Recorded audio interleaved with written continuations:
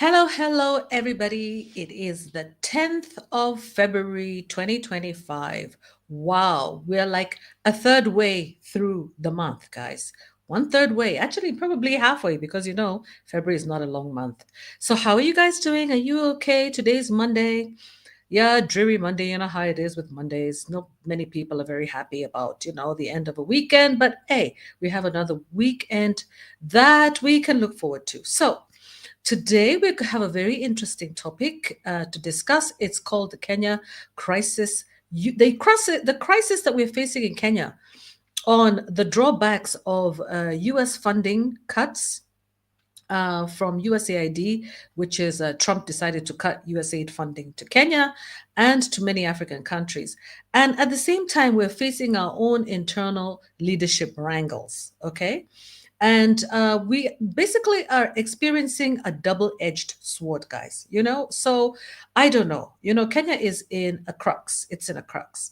Today, I'll explain to you we're going to explain, a little bit of that for you. So today we're going to be focusing more on Kenya.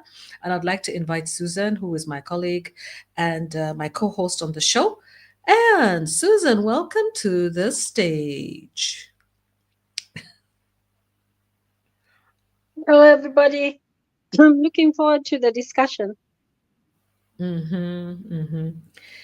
Yes, for those guys of you who I can see there watching us, this is a live show and you're welcome to the StreamYard. There's a link in the StreamYard over there where it says https streamyard.com. And then if you just click on that, you can come into our stream, not necessarily into the studio, but you can also just go into the comment section and type out your comments. So today's going to be an interesting show, not just for Kenyans, but for Africans and anybody who's impacted by US aid cuts, right? Anybody who's impacted directly or indirectly by that. So today's show is a bit complex. And the question is, why is it important to discuss these issues? Why are we talking politics? On Mondays and Wednesdays, we talk politics. Like on Mondays, we decided we're going to do more local politics. On Wednesdays, we will do more international politics and regional. And then on Fridays, we have our relationships and the society, and on Sundays we are supposed to have our mental health show. Sometimes we have it, sometimes we don't, just depends. But unfortunately we were not able to have it yesterday because sometimes we get caught up in family or other kinds of duties to the society. So guys, so basically what we have in Kenya right now is that we have an issue with the Kenya High Court ruling on the majority party in parliament. Okay. It's of interest to the country. Why? For several reasons. Okay. One, it's the issue of the constitution. Okay. The ruling of the High Court about who forms the majority and who doesn't. Okay, it will actually be interpreted according to the Kenya Constitution. And basically, it is critical because it helps us to know who really is in charge, and to help us avoid things to do with, struggles, power struggles, basically, and ensuring that we have smooth governance in the country. Right now, we have this guy called Moses Wetangula, and Susan is going to explain to us what does a majority or minority party even mean. Susan is a legal, she's a legal consultant and she's a lawyer by profession, and she understands this much better than, for example, myself. But basically, we know that the political stability of the country, okay, is determined by decisions such as this about who is a majority party, because it affects our stability as a country, and it also affects the impact of the implementation of the Constitution and ensures that our legislature progress is smooth and ongoing. It also has an impact on the controls in the government. Who is in control? Who has influence to key decision making? Decisions such as budgets, approvals, impeachment motions, like we just had the other day with with the previous deputy president. Yeah, the policy direction. As you know, the previous DP, deputy president, was actually impeached by, I guess, a minority leader, not a majority. Okay, and that has implications to some extent. I don't know what to what extent. Susan will explain that to us perhaps. Then it also affects our citizenship, and our development as a country, because it can also delay the services and any reforms. It can delay justice. It can delay policies, economic policies. Foreign investors could be impacted, because if foreign investors see that we have a wrangle in the political sphere of our country, then that also affects us, because Kenya is not able to position itself adequately, especially now when we have issues to do with funding reductions in the areas of health and education, infrastructure. So what that does is that our country is not able to position itself and to encourage other countries to support us, and to engage on diplomatic levels and in international alliances, and we look a little bit unstable. So what we need to do is we need to resolve these leadership disputes so that we don't have economic and political stagnation. Okay, so there's an issue there, because you see, and that also applies to many countries, not just Kenya. I'm sure many African countries are experiencing internal wrangles, including South Africa, as you have been seeing, Nigeria, and these are big economies of Africa. And that happening amid the US funding cuts has implications, economic and political fallout. From the US also with cutting aid, and at the same time we're having parliamentary or leadership crisis. We can expect that we're going to go through economic hardship, and probably the politicians themselves will, they can use the crisis either way, in their campaign, and it actually might affect them on either way as well. Yeah, they may either win or they may lose. They could be affected, okay, by the way that they react and respond. So before I continue too long, I would also like to greet Fia and say welcome to the show, Fia. She's always first in our StreamYard. And also ask you guys to share with others, and greet Susan. Susan, karibu sana. And I'll allow you to take the show from here, and maybe start where you want. I have mentioned many issues, and you can just like start wherever you want, and I'll just continue also to support you as you present to us. So, guys, welcome, karibuni sana, and please remember to thumbs up our videos. Yeah, karibu. Yes, indeed, the issue of which is the majority party in parliament is a big one. We're in a bit of a conundrum over that, a legal conundrum. But I just want to suggest or just discuss it a little bit more regarding the impeachment of Rigathi Gachagua. The mover of that motion was actually from the Azimio party, which at the time there was no challenge yet about who is the majority leader or which is the majority party. So Kenya has a presidential system. We chose as people of Kenya, when we were doing the 2010 constitution, to elect our chief executive directly. So we have a presidential system. So now that means also that the president does not have a foot in parliament. So he doesn't have a foot in parliament.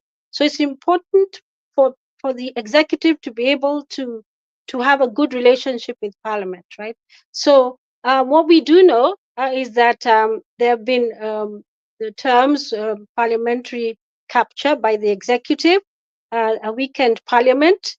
The current parliament, the 13th parliament, has been, I'm just repeating what is out there and what is being said, is that it's the worst parliament ever because they are very weak. They are under executive capture. So what has happened in this situation in 2023? Um, some people moved the High Court, and said that to challenge the majority claim of the Kenya Kwanza government. The Kenya Kwanza government, Kenya Kwanza party, coalition party, Kenya Kwanza coalition party. This party houses our current president's UDA party and several others. And so there was a challenge to it. Reason being that actually what happened, the IBC, let me just give you the figures. The IBC declared, usually when they do when they make the declaration about who's president, who's this and who's that, the Gazette notice said that Azimio had 171 seats and Kenya Kwanza had 165. So just by the just by the Gazette notice, Azimio is clearly the majority party. It has more seats. But what happened was there was what they're calling a post-election coalition agreement. That's what they claim, where 4 parties left Azimio to join Kenya Kwanza. And that changed the numbers around a bit. So what happened is that Azimio was left with 157 and Kenya Kwanza 179. So there are these 4 parties that left, and they had 14 members, and they were whatever the circumstances. I don't want to speculate, but they changed the party post the election. So the challenge is how did they do it?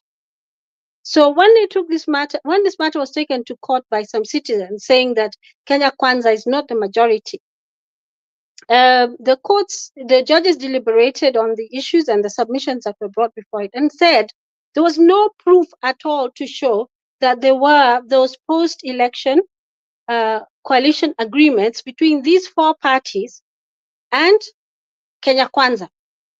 So Moses Wetangula's declaration in the first place, which he should not have been making because he did not have jurisdiction to do that, was that Kenya Kwanza was the majority party, was erroneous. It was erroneous in the first place. Secondly, it doesn't Susan, have power. yeah. For the rest of us who are not lawyers, can you go slow kidogo? Eh? Okay. Explain to us a little bit about this Mm. post coalition agreement. Can you just repeat that again for me also so that I can type it up, put it up for people? They see. You guys, I hope you're Okay. following. I hope you're learning. This is a learning show. Okay. Yeah. Sorry. Thank you for stopping me there and asking me to repeat that. It's important that this is actually the crux of the matter.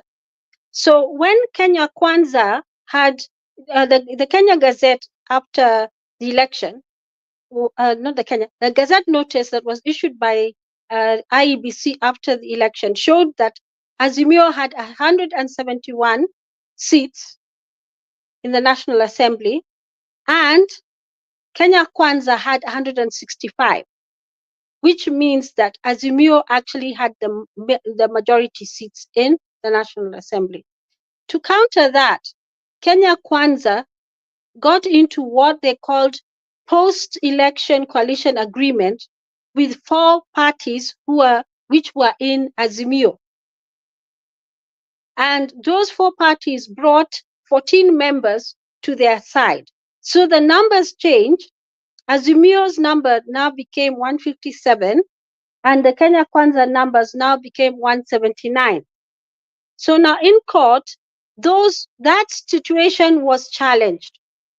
The question of whether or not there were post-election coalition valid, post-election coalition agreements between those 4 parties and Kenya Kwanza was challenged. And the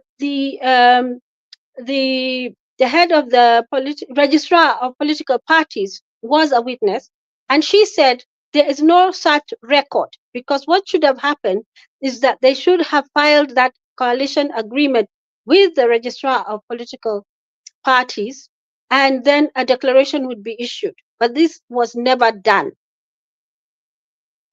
Interestingly, this notwithstanding, the parties have operated as if they are in the Kenya Kwanza government. So nobody was able to produce any proof at all that there was a valid post-election coalition agreement. And this is why the judges said that Kenya Kwanza is not the majority party. They will go by the results that were declared by IBC, which shows They will go by the results that were declared. So there was no proof at all that the Kenya Kwanza was the majority party. So Wetangula there were issues also with Wetangula which they raised. And the first one was, yes, Okay, now yes, for those people who are not Kenyan, let's describe who is Wetangula, who is IEBC. Because we know that we have many people who are watching us from Zimbabwe. I know maybe Ida might be watching us from Cameroon. We know that there are many, and even there's some Kenyans who are living abroad and don't really know who these people are. So just go slow with us. Yeah, help us to learn, Susan. Wetangula, who is he? Okay, Wetangula is the Speaker of the National Assembly. Kenya has bicameral parliament. We have the National Assembly and Senate. So Moses Wetangula is the Speaker of the National Assembly. So what he did is that in April of 2022, no, what he did is in October, after the elections, he made a declaration that Kenya Kwanza was the majority party because Kenya Kwanza had what? Because Kenya Kwanza had more members, and that was after this shift. They had 179 and Azimio had 157. So what Yeah. the court said is that first of all, So uh, Moses that Wetangula declared that Kenya Kwanza, which is the current ruling party, housing yes, Ruto, Ruto's yes, Kenya Kwanza, yeah, party, that yeah, UDA. that they were the majority, Mm. and he called Yes, himself a majority leader. He's, that they're majority, and this is based not on the IEBC Gazette after the election, but on the post-election coalition, the so-called post-election coalition agreement, yes. which was refuted by the registrar of political parties. Which, yeah, she said there was nothing like that filed, and so they Yes. didn't comply with the law. They didn't And comply what's with the law. important, they did not comply with the law. And what's interesting is that Moses Wetangula is the Speaker of the National Assembly and he holds Yeah, a bachelor's in law, doesn't he? He's a lawyer. yes, he's a So he lawyer. should know better. So that was Yeah, almost deliberate misleading of Kenyans, in my view. I mean, if I was to yeah, look at it, to unpack it a bit. But anyway, let me not yeah, interrupt you again. Just to give the context a little bit yeah. for all of us. Yeah. Hmm. In fact, there were two problems with Wetangula. Apart from that, uh, apart from making a declaration which he had no legal standing to make, because that is within the ambit of the IBC, their declaration about how many members of parliament are here and there. That gazette notice should be just, that's the evidence about the distribution in the various houses. But he decided to overstep or to alter that. First of all, that was the first illegal action he took. Secondly, is that the speaker of any house has to be impartial.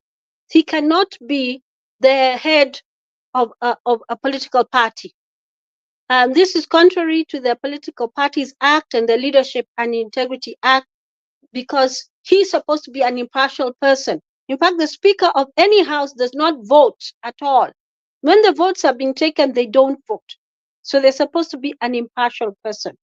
So he could not hold two offices. One as the leader of Ford Kenya, which is a political party under Azimio, and I think it's under Azimio, yes. And the second thing was he was, the fact that he's now sitting as the Speaker of National Assembly. That is wrong. That is unconstitutional too. So that the judges pointed that out, and they said that he cannot hold the two offices legally. So there was that problem again with Wetangula's judgment. A lot of issues have come out of this discussion regarding the situation now. What next, and what is the effect of those orders? Arguably, and everybody has their own opinion. Lawyers, they're all over, they have their own opinion. But the one that I personally found, to resonate well with me was that this status quo ante was restored. That is the status quo before the illegal action. That is before Wetangula's pronouncement. So we go back to what the Gazette notices said, that Azimio had more members than Kenya Kwanza. And let's something important to note: it's not about the number of parties; it's about the number of members. So you could have few parties, but you're more members. The members who are under those parties filling the house are more. Like ODM has a lot of members actually. I think over 80. I was counting them one time. A lot of members in the house. That sort of thing. So it's about the number of members. So there's been this argument that the judge's order has been overtaken by events. The question is, if an illegal, this is a legal point really, it's about whether or not that is possible. Yes, there's been an influction of time. Influction means a long passage. Influction is passage of time. And there's been that period. And if you think about it, the case was filed in 2023. And in 2025, this is when this judgment is coming out. So we could say that, justice delayed is justice denied. And it's participating to some degree with the confusion that is coming up, and the space now, the conundrum that is in the political space, and even when I are watching the situation, because a lot of things have happened since then. We know since Parliament, since the elections, we also know that we now have the broad-based government, and there are big questions about whether ODM is in government or not. So there's a split, a split in ODM, because they're saying some are saying we are not in government, others saying they are in government. But the truth of the matter is that if an illegal act has been taken, that act cannot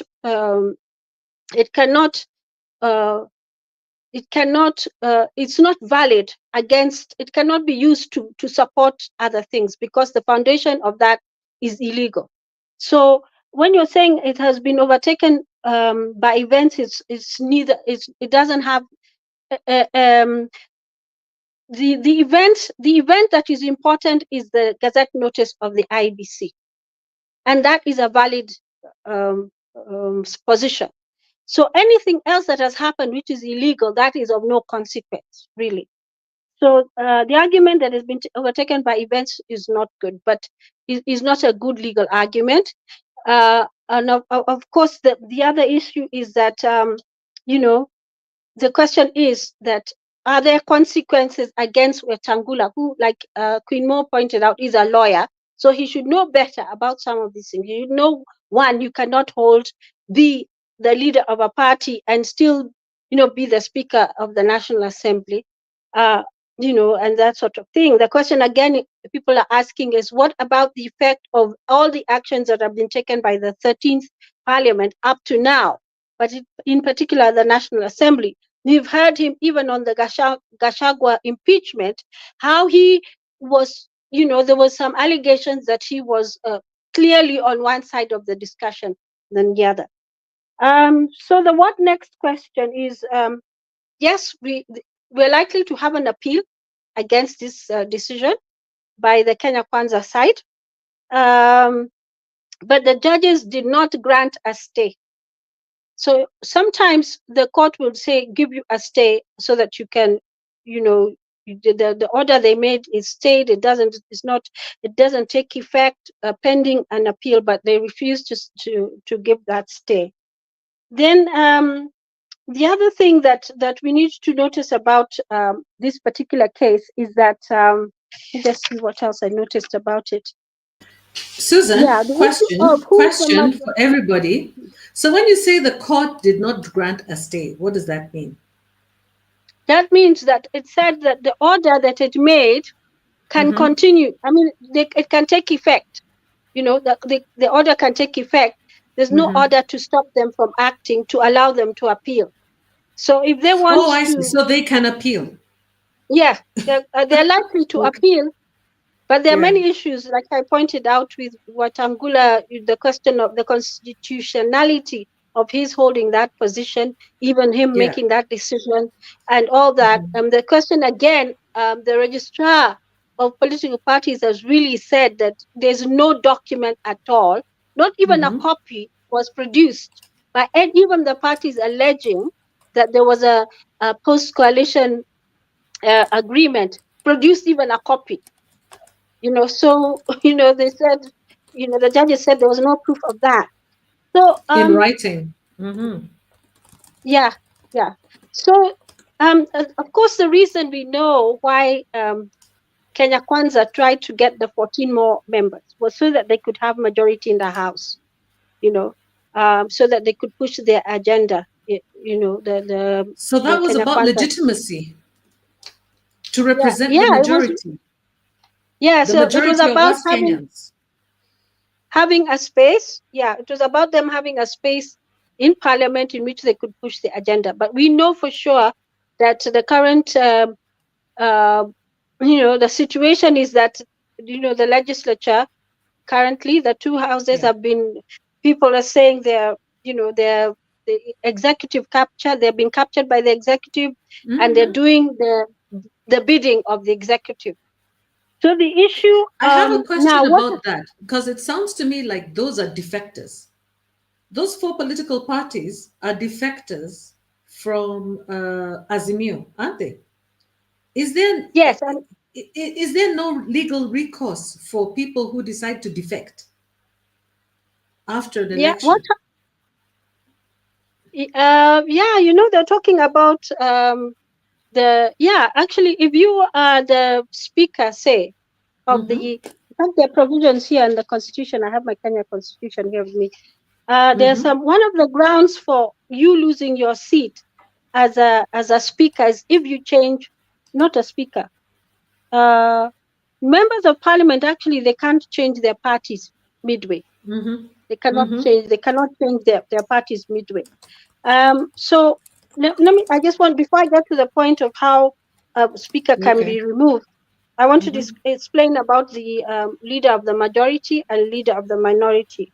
So Mm-hmm. according to Article 108, we have Article 2 is the leader of majority, and the leader is the person from the largest party or coalition. Mm-hmm. So actually, the leader of majority, going by the Gazette notice of IBC, should be somebody from Azimio. And then the leader of minority should be somebody from the second largest party, which could be Kenya Kwanza. Yeah, so that's what we're seeing in the news now. You're seeing them saying, oh, and I think Parliament's supposed to open tomorrow, if I'm not wrong. They're saying, oh, Junet is telling Ishungwa, can you clear out the office? I want it to be clean. So for when I for when I come in. So there's a lot of wait and see attitude about the whole thing. Yeah. So what do I think is likely to happen? Um, I think that the Kenya Kwanza government is going to try to. What we've seen, though, is that they are quite capable of rallying troops even across parties.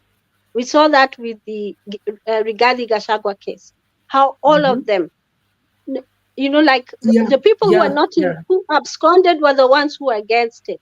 But the ones who are present in the House were all mostly for it. So that's why we got Mm-hmm. how Gachagua got impeached. So they're quite capable of state capture. This is one of the issues we've been having actually with the 13th Parliament, even on the finance bills 2023 and 2024, about the buyout, the sellout, the accusations about that issue also of taking shortcuts and meeting actually the executive's requirements by public participation, just paying lip service to it and passing things that Kenyans are not very very happy about. As a result of which there's been a lot of push and pull about that. So the leader of majority and leader of minority are there. They're actually offices held Mm-hmm. according to the constitution and within a parliamentary system, not presidential system. That's what they're called, leader of majority and leader of minority. Yeah. So I don't know whether there are any questions. Oh, let me see whether anyone has said anything in here. Guys, come into Yeah. the comment section, ask questions. What do you guys want to understand? What do you? I think so far, so good, Susan. Just run with it. Yeah. Let's So continue and let's conclude this part. It's very important. We're learning today, yeah. guys. We're learning. Yeah. So the Constitutional Court has done its bit. And the question again is, how is a speaker removed? For instance, Wetangula, say he refuses to move out of that office. So what happens is there are ways for the speaker to be removed, and the speaker or deputy. This is Article 106 of the Constitution. What happens is the office of the speaker or deputy speaker shall become vacant when the first one is when there's a new parliament. So that is next election, when a new House of Parliament first meets after an election, so that would be next election, or this suggests that the speaker is there for the whole cycle, of the 5 years, or if the holder, as a member of vacates the House.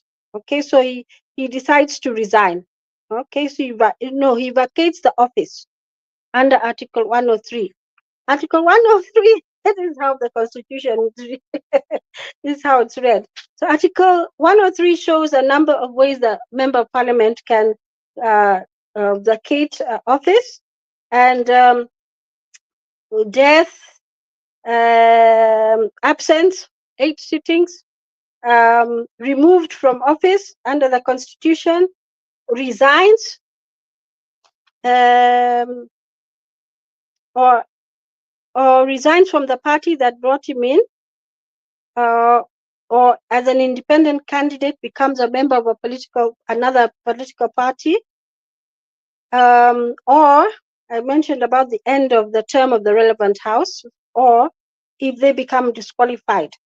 So basically, the position of the speaker is, you can see, it's one that's secure. He can stay for the whole of that cycle, the whole of the 5 years.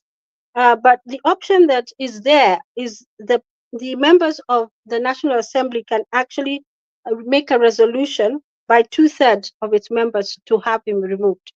The argument again is that his actions have been unconstitutional on two fronts. So the issue of his fitness, that I'm talking about Wetangula, come to play. His fitness to hold office come to play. Remember, Rigathi, one of the grounds on which he was impeached was that he was breaching the Constitution itself. So, so it's possible that the members of the House themselves will have him, if they feel so inclined, they can gather the numbers to have him removed from that position. But what as the Speaker of the National Assembly, because he's not eligible, uh, on the grounds of he's not eligible on the grounds that he held two offices, and is not also eligible because he acted unconstitutionally by making a ruling and usurping the role of the IEBC, contrary to the Gazette notices that they had issued. So that's the area. Now let's wait and see what's going to happen tomorrow, whether they're going to really take over, and whether the Azimio are going to take over the seats that they're the speaker seat. Of course, with Azimio being the majority party based on the numbers and based on the IBC Gazette notice, that also implicates the House committees, the membership and the leadership of the various House committees in Parliament. So we may see changes there again. So again, we need to watch and see what the executive is going to do about the situation. But like I mentioned earlier, they are quite capable of crossing parties, especially with this broad-based government that we have here. We can see their implications and on how Parliament is operating currently. So that's what I'd like to say on that subject, unless there are any questions. Yeah, there's a lot of other news. You're muted.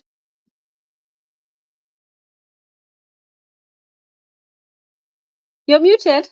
Yeah, I wasn't saying anything actually. I was just trying to see what I could share. I was not Okay. going to say anything at the moment. Okay. Yeah, that was a really nice summary, Susan. It's really helpful to understand, what constitutes majority and what constitute minority, how it's decided, which articles, what is the role of the speaker, what can he do, what can't he do, how can he leave, how can he not be removed. It's interesting to see how secure their positions are, and that's why it's so important to make the right decision right from the beginning. And the fact that the IEBC, the Independent Electoral Boundaries Commission, which is the one that oversees the election, Yeah. is it Mm. in place yet? Has it been constituted, or is it I, still? I think I think there are Is some this? steps which have been taken toward that. Yeah, there's some Yeah, steps which have been but taken but it toward doesn't that. exist, right? So it can't speak for itself at the moment. Nobody. There are It no it has a commissioners.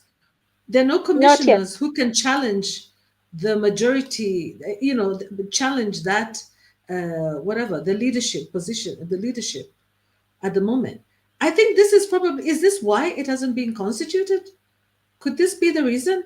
You know? It's this no, Uh, actually it's quite a process. What has happened is that the the first step of hmm, establishing the appointing the commissioners is there's a committee that selects the comes up with the names of the committee of the commissioners, proposed commissioners, before they are vetted. So they can't agree, and each party has, their depending on your number of seats and all that. Each party the parties sort of have a voice, and at least the ones with majority members, they have a voice, and then of course we have the different categories of people, that the specialized groups, let's put them that way. So what has happened, the various, I think it's wiper party that cannot agree. I'm not sure whether they have now agreed on who is going to sit on that committee, yeah, the selection committee from wiper. So there are two people. The last I saw in the news, there were two people who are competing for the same seat. So that issue, I think, is in court. So the delay actually is coming from some of these disputes. Uh, Not so much, not so much the executive, but there's some disputes at the party level that's affecting the appointment of the nominees from the various parties to the committee that will now do the selection of the commissioners. So because of so there's a committee that selects the commissioners, and then they go through the nomination and vetting processes, and then that's when they get appointed. So okay. that system's supposed to work really to make sure that we have high quality commissioners in place. Yeah, it's actually supposed to work quite well, but we're not so sure that it does in principle, because Yeah. we think Yeah. that there could be partisan rights and stuff like that that interfere with the processes.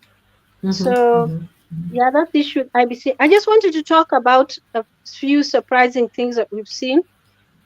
There's been the ID thing, that people have been told to apply for, and the lifting of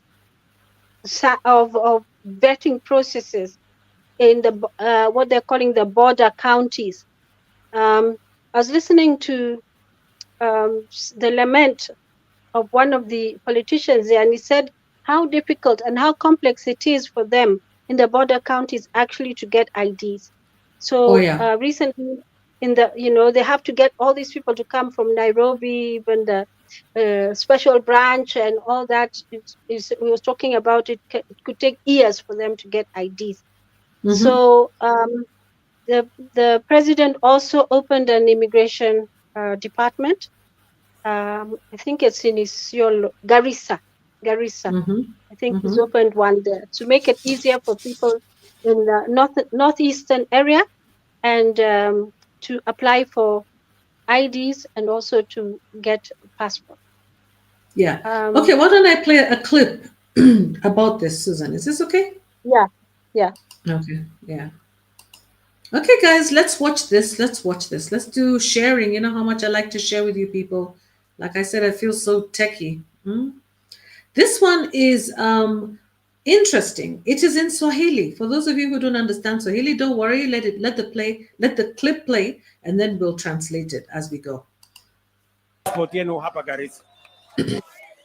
Wale mnataka kwenda haji ama hiji. Si namna hiyo?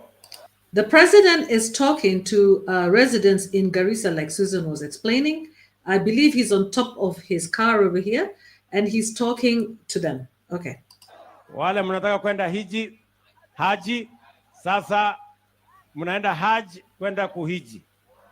Kama hiyo. Wale mnaenda haji sasa mambo yenu ya passport mtapata hapa. Na nimemwambia watu wa immigration ili tusiwe na msongamano ya watu wanaenda kwa maombi.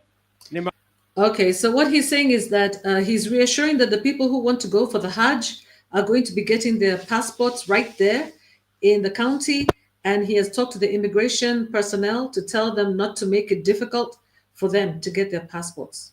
These are border counties, like Susan said. Nimewaambia watoe green channel ya wale watu wanaenda haji, wasisumbuliwe kwa airport kwa sababu wanaenda kuombea hata na nchi yetu na wanaenda kutuombea sisi zote. So what he's saying here is that he's told the immigration department to fast track. I agree. He calls it a green channel, to fast track the passport application process because the residents are going to go to the Hajj to pray for the country.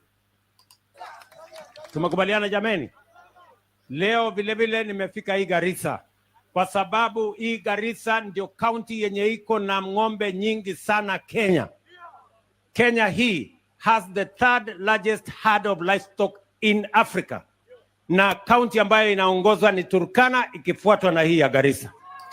So what he's saying is that Kenya has the third largest number of livestock in Africa, and Garissa County is number 2 in Kenya in terms of the number of livestock. Tunaelewana? Na pale mbeleni tumekuwa tukiweka pesa ya serikali kwa chai, tunaweka kwa hawa, tunaweka kwa mahindi, tunaweka kwa sukari. And he says that, you know, the government has been traditionally placing funds in traditional cash crops such as sugar, tea, coffee, but now sema mwaka huu tunaweka pesa ya serikali kwa ng'ombe na mifugo yetu vile vile. So now he wants to also add livestock, cattle keeping, you know, to the national, you know, in terms of the spending, government spending on that as well, on livestock. Na ndio sababu hiyo nimesema ile pesa mmekuwa mkitumia kwa chanjo ya ng'ombe, sasa serikali ya Kenya itawalipia. He's assuring them that any vaccinations, any money that is being used, that they've been using for vaccinations, the government is going to do it for free for them. Yeah. So he's offering the people of Garissa free vaccination of livestock by the government. Unanielewa? Na ndio tumeanza hapa leo, na mimi nashukuru governor wa hapa na viongozi wa hapa. Ng'ombe almost 20% ya ng'ombe imechanjwa, kwa sababu kama tunataka kuendesha kilimo ama biashara ya ufugaji, kama tunataka nyama yetu iwe na bei ya sawasawa na maziwa yetu iuzwe katika soko ya Kenya, ya region na ya kimataifa, lazima tuwe a disease free country. So he's saying that 20% of the livestock in Garissa have already been vaccinated, and he says it's necessary in order for all of them to be vaccinated to ensure that the meat is going to be acceptable in the international markets and it will be considered disease-free. Kama tuko na magonjwa kwa ng'ombe zetu, kama tuko na magonjwa kwa mbuzi zetu, tutakuwa wenyewe tuna undermine ile market ambayo tungepata ya mifugo yetu, market ya Kenya, market ya East Africa, market ya Africa na market ya kitaifa ya kimataifa. Okay, so he's saying that there's local and regional and international markets, and if we don't agree to the vaccinations of our livestock, then we will be undermining our trade in livestock. taifa. Mimi nataka niwaulize nyinyi watu wa Garissa. Si mnajua tunauza chai ng'ambo? Si mnajua tunauza kahawa ng'ambo? Si mnajua tunauza mambo hiyo ingine ng'ambo? Hata maua pamoja na mboga tunauza ng'ambo. Tukiuza nyama ng'ambo iko makosa? Tukiuza maziwa ng'ambo iko makosa?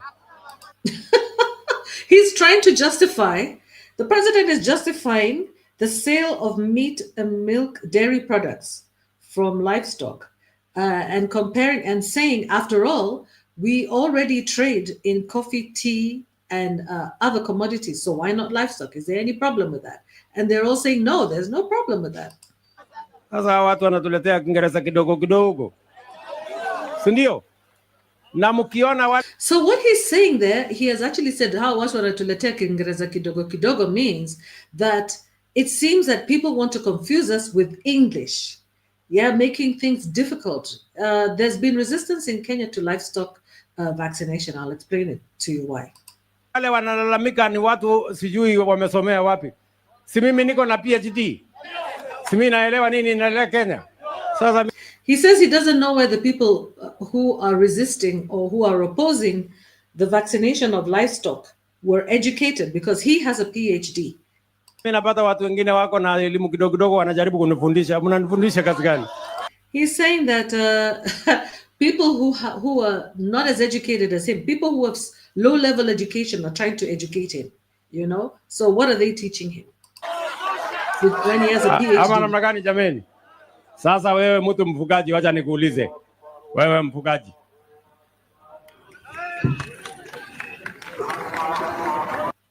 Sportienu hapa Garissa. All right, let me close that one off. Sharing. Very interesting, very interesting, very interesting. Yeah. So yeah, that was a very controversial, started off very well, ended off not very well. So I'll allow Susan to react first. No, you go because I don't want to interfere in the line of. We can't hear you. You've muted. I apologize for being muted. So the reason why Kenyans are actually opposing livestock vaccination is not because Kenyans don't want disease-free livestock. It's because the vaccination that is being introduced into the livestock now is sponsored by Bill Gates Foundation or Bill Gates Company. And the purpose of that is actually to stop the animals from expending gas, okay, for climate reasons, apparently. And apparently it's the issue of stopping, or should I say reducing CO2 carbon dioxide emission into the atmosphere from the animals, okay, from the animals expending gas. But the problem with that is that Kenyans are not trusting this vaccination. They're not comfortable with it. They believe that flatulence is a natural process and they worry about what will happen to their livestock, whether their livestock will also have other side effects from the vaccinations. And also the fact that we don't like, Kenyans generally like organic farming, generally. And therefore they worry about the quality of our livestock coming down in terms of it being also rejected, because the fact that, you know, the way that GMO foods are rejected in many countries. Also, Kenyan farmers are worried about the fact that their livestock may be exposed to certain sanctions because of being vaccinated.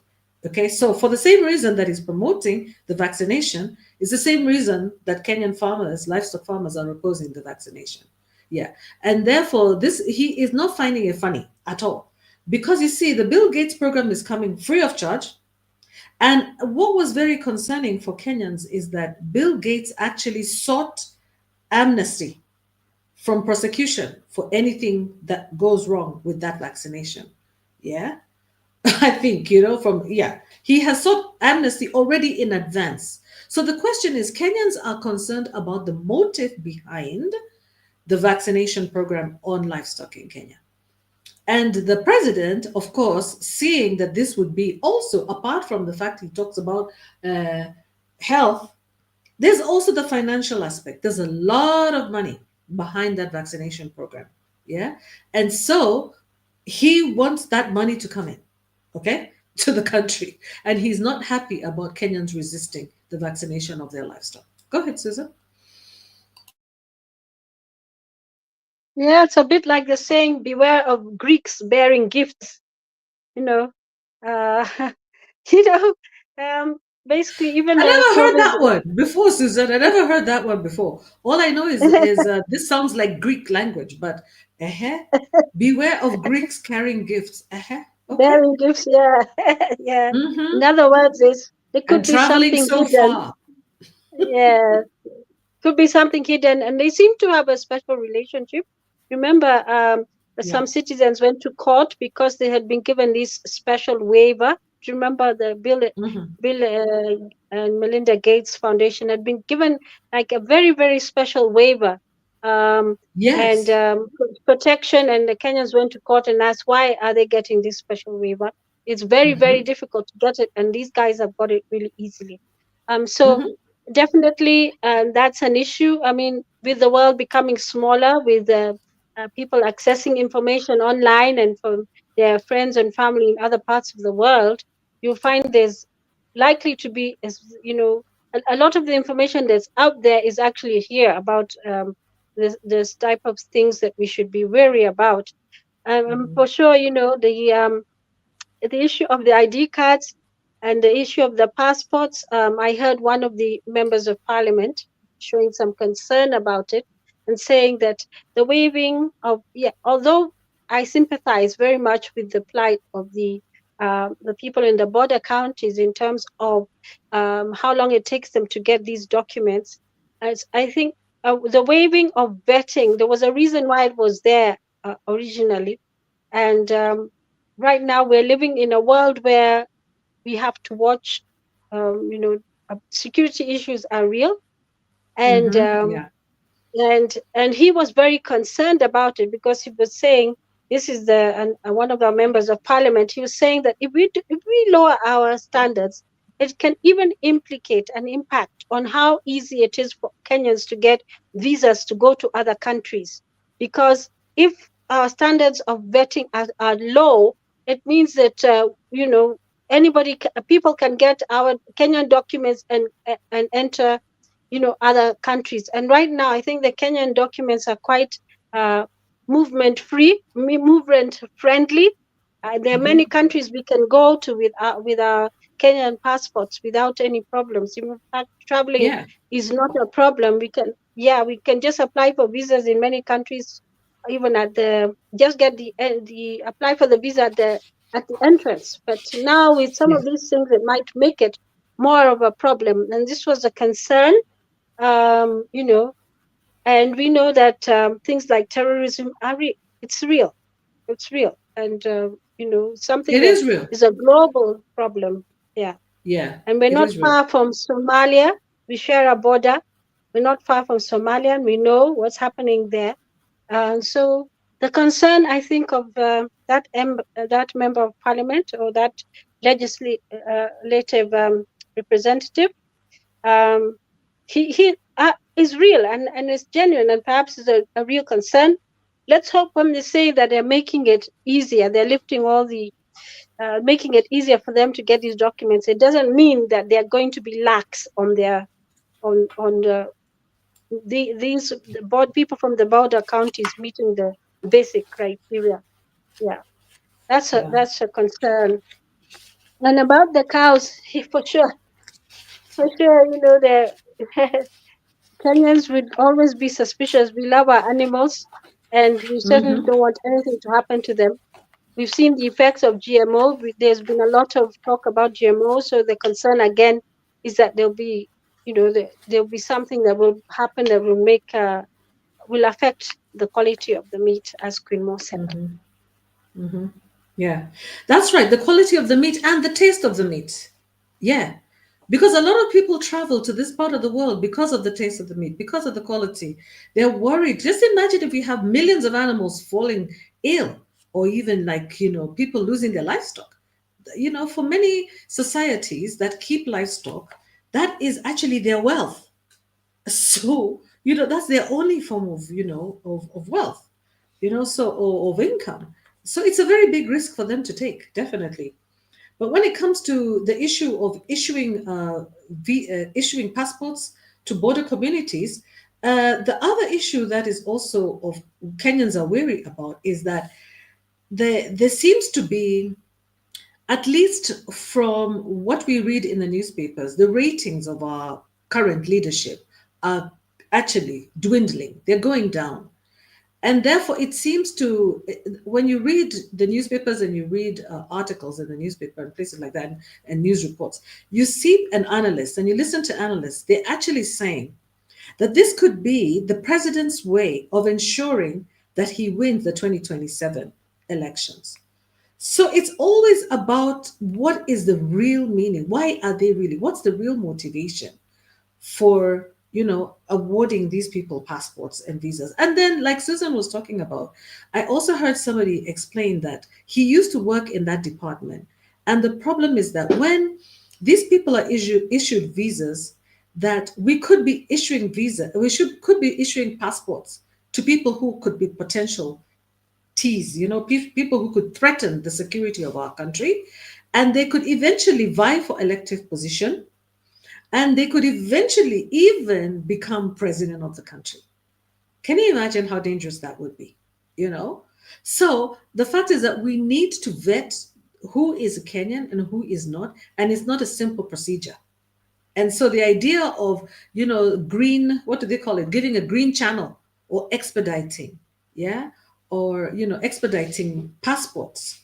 It means Yeah. that you actually take a risk, maybe some of those levels, those checks, the checks may not be have enough time to check on the do background checks of these people. So we don't really know who it is that we're giving these passports to. Yeah, Kenyan Yeah, passports. another concern on that was that the standards will be different. So the concern was that it'll be discriminatory against the people from other parts of Kenya. So it'd be easier to get a Yeah, passport in the yeah, border counties than it will be in other parts. And I think the people from Western Kenya were raising a bit of a fuss about it, saying, that's it true. should not Hmm. it should not be easier. The standard should be the same wherever, and that's when it becomes easier in one place. That's discriminatory for sure. That's true. They're Mm. also talking about millions of Gen Zs who don't have IDs. In order to get a passport, you have to first have your identification cards. There are millions of Gen Zs who are waiting to get their IDs in other parts of the country, just like Susan is saying here.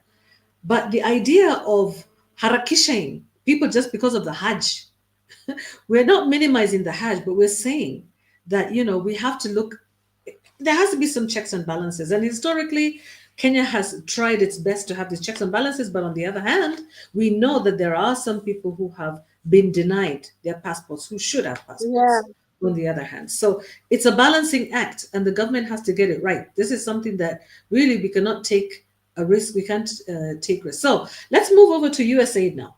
USAID Manenos. Thank you for being there with us. Thank you for watching. I see some people are coming in. Oh, yes. No, I was actually hoping that was a comment, but actually it wasn't a comment. But anyway, thank you very much for watching us.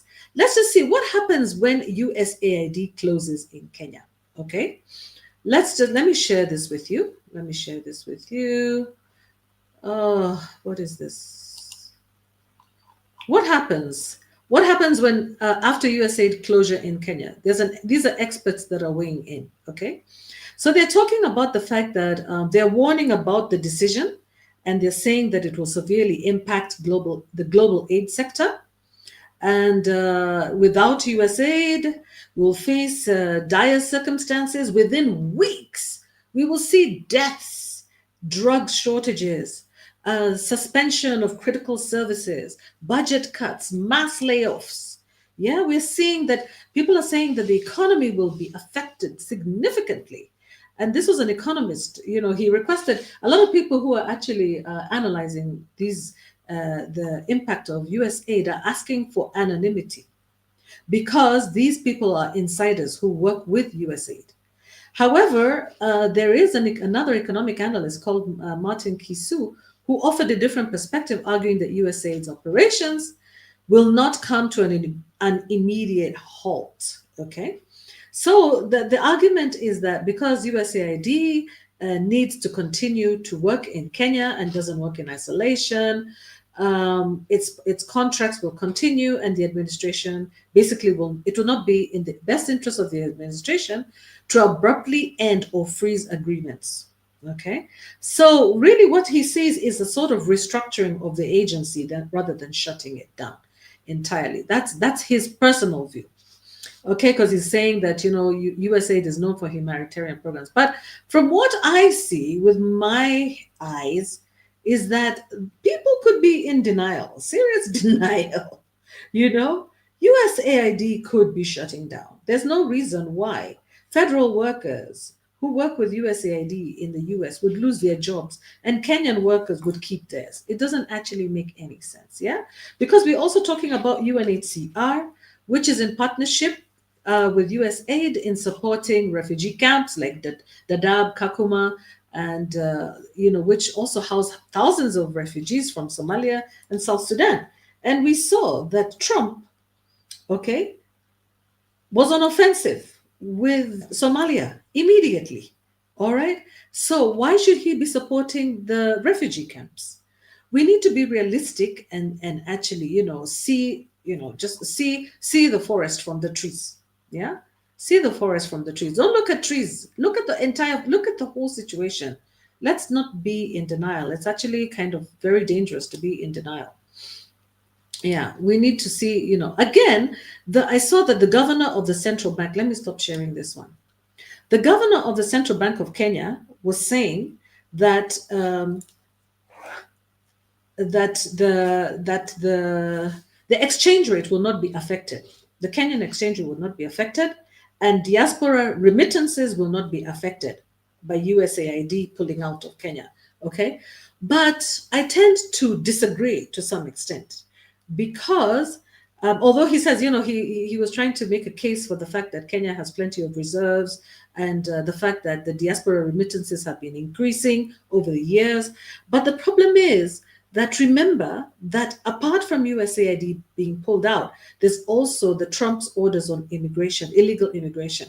We have a significant number of illegal immigrants in the US. Many of them are not going to be working. So they're not going to be remitting monies into the country from the US, for example. Unless maybe he's talking about maybe the remittances from other countries like the Gulf countries.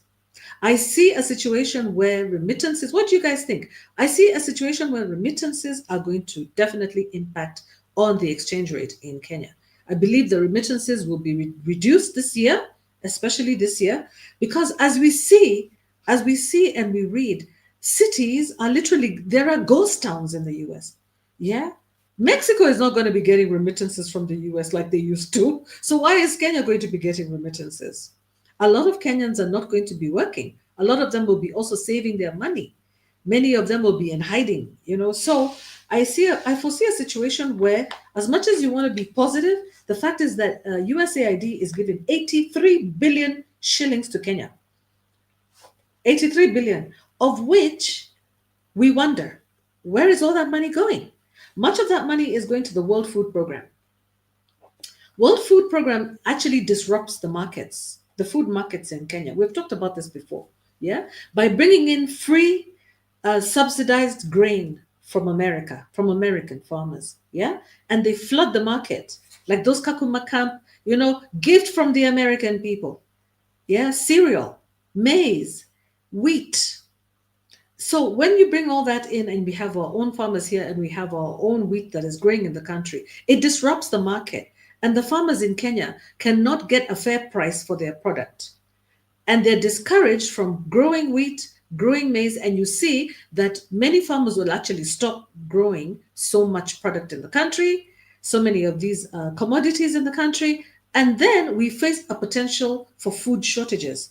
If we face a potential for food shortages, we will need foreign reserves, foreign exchange, to purchase food from outside the country. So it's a spiral effect, the way I look at it. It's a spiral effect. What do you guys think? Do you guys have any opinion on this issue? I know it's a Monday, but even if you watch this show after it's been recorded, we would be very happy if you would share your comments, yeah, and give us some feedback. Let it Yeah, not be I a just one-way wanted to street. comment. Sorry, I just wanted to comment on the the fact that it's a restructuring. I've read many or listened to many articles and looked at some of the articles that are there and listened to many programs. And I think it's, to some extent, I think they are restructuring, and that although USAID may not continue to exist as USAID, but it will be housed by the Department of State. I think that's what they want to do, to control it, and control it and remove support for certain things that they're saying that the American dollar should not be used to support. In particular, what they're calling the diversity, equality and inclusive programs, climate change, environmental programs. They don't want anything to do with that. All these, they're calling it, wasteful, wasteful activities. Terrorists, there's some allegations that some of the money was leaking and out into groups who are practicing political ideals which are completely opposed to the American way and democracy and stuff like that. So, like for instance, UNWRA and UNESCO, they've got into some problems already because of some of their policies. Also, the the withdrawal from like the United Human Rights Commission again. That is also a problem. They removed themselves from that because saying some of the countries there are actually reporting other countries while they themselves don't have very good human rights records. North Korea, Qatar, and all these countries are there. So they are doing something about it. One of the big arguments again is that if the US pulls out of foreign this type, if USAID pulls out and is removed, and how does that impact the America's foreign aid policy? And there was a question there about, will China move in to fill that gap? China and Russia. And I listened to an analyst, and they were saying that China is not really interested in the same sort of aid support as America. America's interest and support is different. If we look around, China is more interested in infrastructure and stuff like that. So it would mean that there'd have to be a paradigm shift. That was just what that person was saying. But that doesn't mean they could not change their policy, because they can. But it seems like China itself was a beneficiary of some of the money. They're talking about research on the bat virus, bat virus, and they said it ended up, what was it called? There was Wuhan. There was money given by USAID in 2019 to some research on the bat virus, and it was given to Wuhan laboratory, Yeah. and stuff like that. So China has also benefited on receiving some money for research and stuff like that. So their interests are not the same. So they're saying that US the space, that gaps may not be filled in by, as we expect, by China and Russia. Yeah. Um, Okay, so let me continue with this, yeah? Because also the issue of bilateral trade, you know? So thank you, Susan, for your contribution there. That is actually true. That the USAID money has actually, according to them, been misused on programs that don't actually have any benefit to the American people. But there's also the issue about how the policy on how the Democrats as opposed to the Republicans deal. We talked about this with Susan actually. How they, what is their approach to aid in Africa? Aid. So usually for the Republicans, they don't actually work through. They don't like to work through, these multilateral agencies such as the World Bank, the World Bank and the IMF. No, they don't like that. They actually like to work bilaterally with the country. So what they might just decide to do, like Susan said, that the USAID will be absorbed within the US government, is that they might decide to actually fund programs directly with NGOs on the ground. And this is something that our governments don't like. They like the money to come into the national budget so that they have access to it. But the Republicans don't like that. They like to have, real, true, they like to monitor and have a hold and close monitoring and control of the funds. So the only way that they can actually measure and control and know where the funds are going is to work directly with implementers and not with government, which would be like indirect.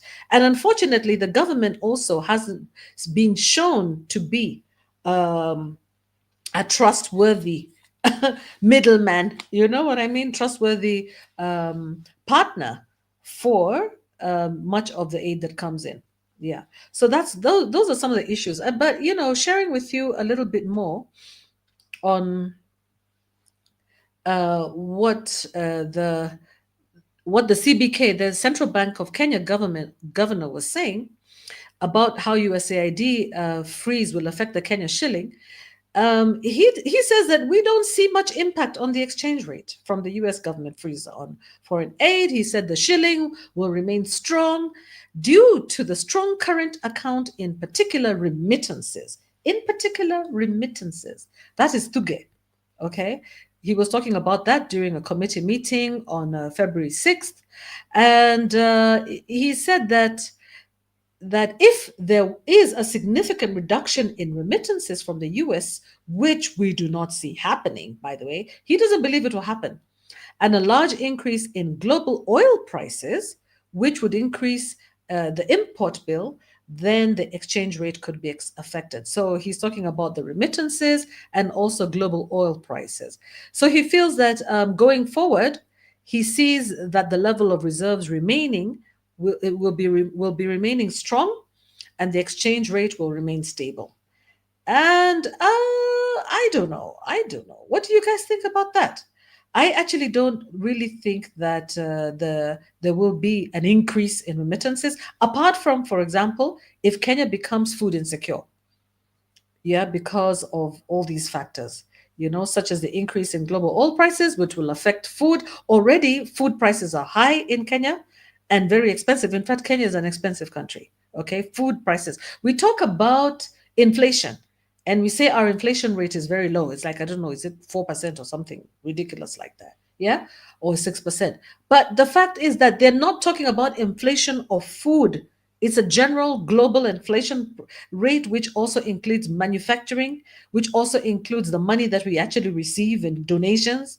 So I think my issue is no, we need to break down inflation. We need economists to actually break down the inflation rate and show us inflation in terms of by commodity. Because I believe the inflation rate is very high. Kenyans are complaining and asking, why is it, if the inflation rate is low, why is it that I'm not feeling it in my pocket and in, and in my bank account? All right. So, Susan, I think as we wind up, you can maybe give us some last few pointers. We've learned a lot today about the majority minority issue in Parliament and how that might impact on decisions by the government and, on the legitimacy of the Parliament in itself, at least in my view, my personal view, Yeah. Yeah, thank you. I think as going forward, definitely there's going to be some effect, even if the aid still comes through. It will only come in through for certain programs that the US, the Trump government supports. They will not support certain aspects of it, and I think we isolated them. We identified some of them, for instance, in the malaria program, tuberculosis, some other programs which are nutrition, and also research programs that are there, research that is there. in various areas. That we looked at that, and some of those there's still a gap in this 90-day period. There's no funding coming through, which I think is a call on us as a nation. Although they are saying, I mean, some reports we're getting is that Kenya was actually looking at how to reduce over dependence on the US on, for instance, the AIDS program support and stuff like that. That's what the health ministry is saying, but we don't know how well they're doing with that and whether it will be a priority. And I think we need, as a continent, really to change our mindset on where our priorities lie. This is a problem all over. I mean that once a certain budget line is filled by donations, by support from another nation, you leave that alone and you concentrate on other things. So now it looks like we have to look back at our healthcare system. We have to look back because that is crucial. A lot of the money that the US actually gives a lot of money to support for programs on health, particularly HIV, and certainly we don't want any reversals on that. The other thing they talked about was things like monitoring of and management of these diseases that are very contagious, like Ebola, and the other one is Mpox, and the other one was what? Now there's even malaria. I understand even in the US, there's malaria in the US.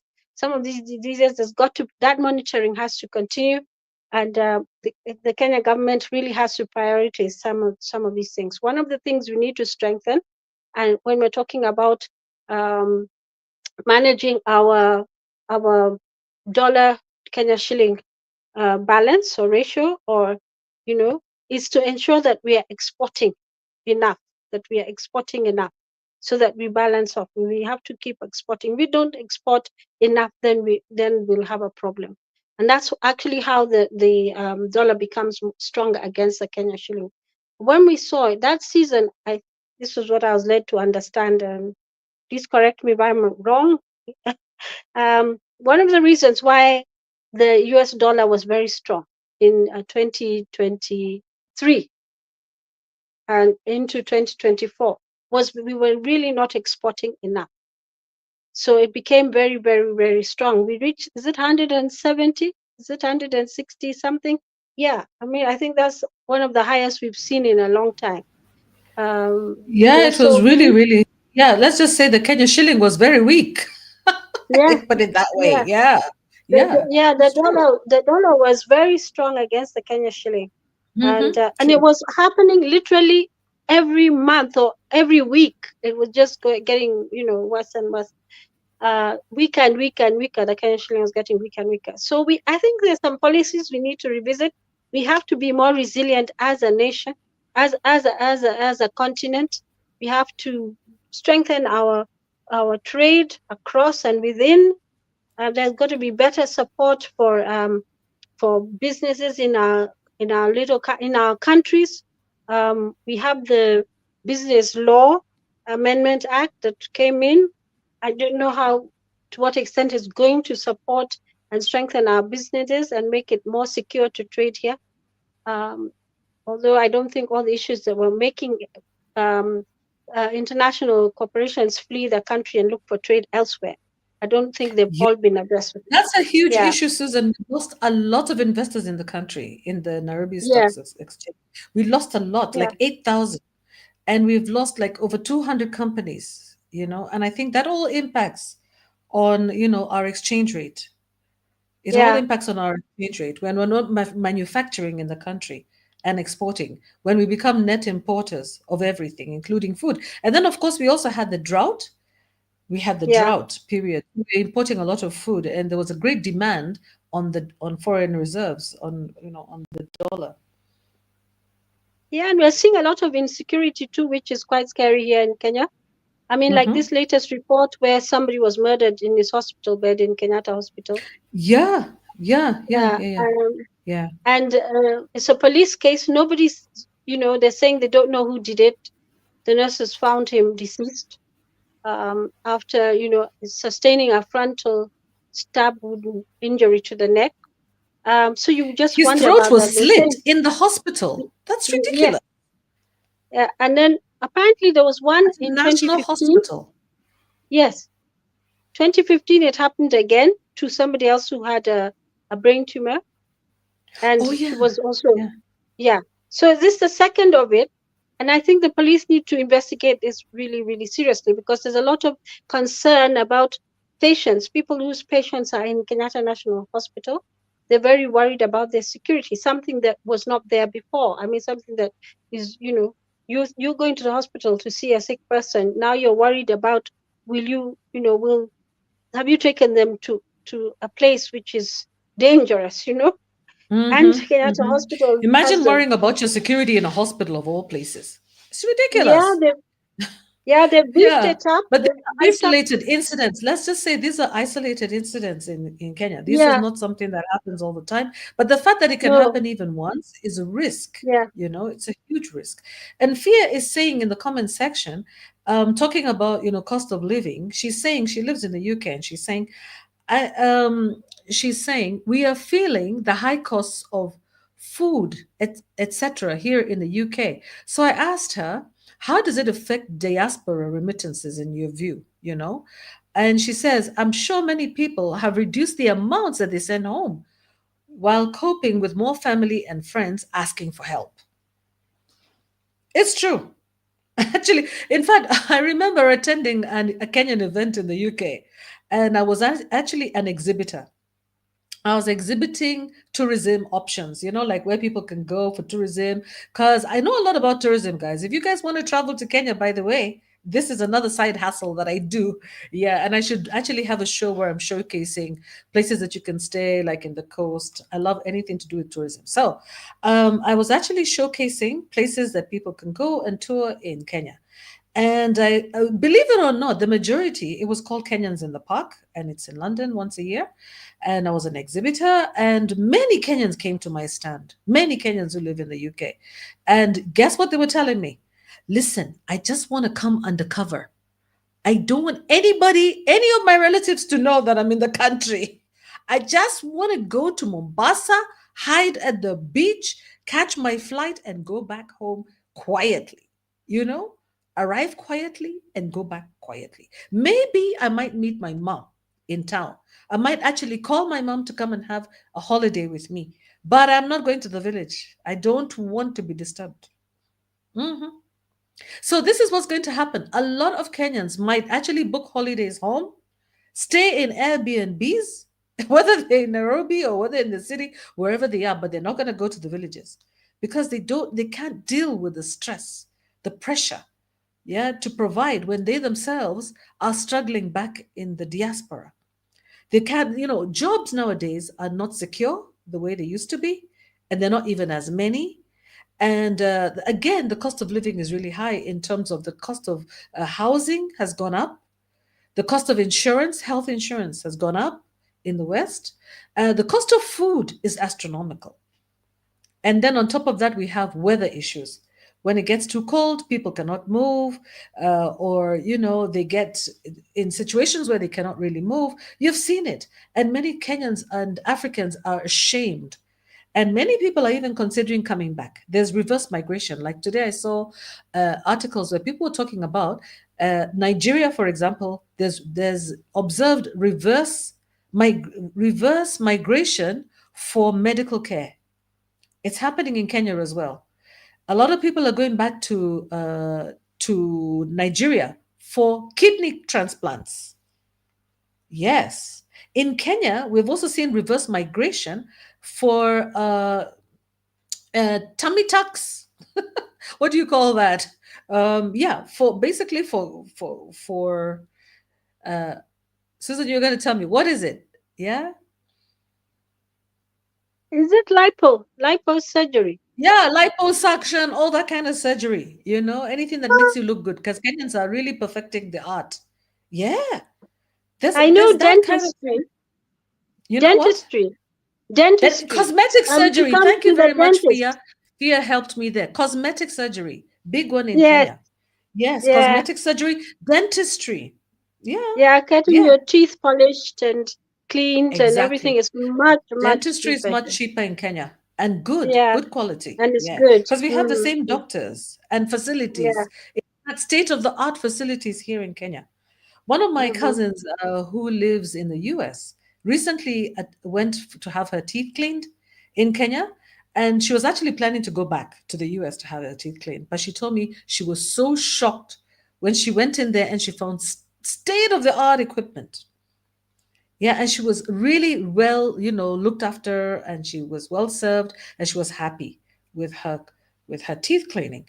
And cosmetic surgery, people are having eyebrow enhancements in this country, tummy tucks, tummy surgeries. Yeah. So, there's reverse migration. I also know, I think I mentioned to you one time that there's an Asian lady that I met in a bank. She works for a bank in the UK, and one of her relatives, she's a Kenyan Asian, Asian Kenyan, and she works in the bank in the UK, and she told me that one of her aunties had fallen down the staircase, and she came to Kenya to have her legs, to come and get surgery for her legs because she could not wait on the NHS. And she came here to the hospital, Aga Khan Hospital here. They get very good quality healthcare. So the only thing that's between you and quality healthcare in Kenya is money. Insurance, knowing how to pay your insurance. So anyway, I think we could be wrapping up now, guys. Thank you so much for your time, and we'll see you again on Wednesday and with another show. But before I conclude, I'll allow Susan to, as usual, finalize and give us the final thoughts. And thank you very much. Thank you very much, Fia, for participating, always being there and giving us some Yeah. very good tips. Yeah, Yeah. good Thank you so information. much, Pia. I'm really grateful that you're able to chat with us and, you know, chip in the conversation is really, really important to us. You teach us much, and we're really grateful. Like we started the show, we talked about the conundrum here about the um, leader of the majority and minority and the court decision that has caused a lot of issues. We are looking forward to see not issues has settled a lot of matters, and now it's up to seeing how it will be applied. Of course, people like Wetangula said, it's just a suggestion to follow or to abide by a court order, which is really sad because he's a lawyer, he's an officer of the court. He should not even be heard to say something like that, that a judgment of the court is a suggestion. That is appalling. And so we look forward to see what Parliament is going to do, what our executive is going to do. But otherwise, wherever you are, keep safe.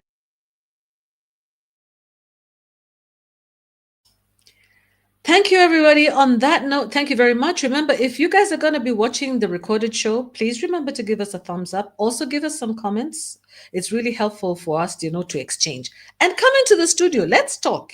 Doesn't have to be an academic exercise. If we start academically, we can also switch and just chat, which is just as good because all we'll be doing is just maybe adding in and out. But don't be afraid to join us in the studio.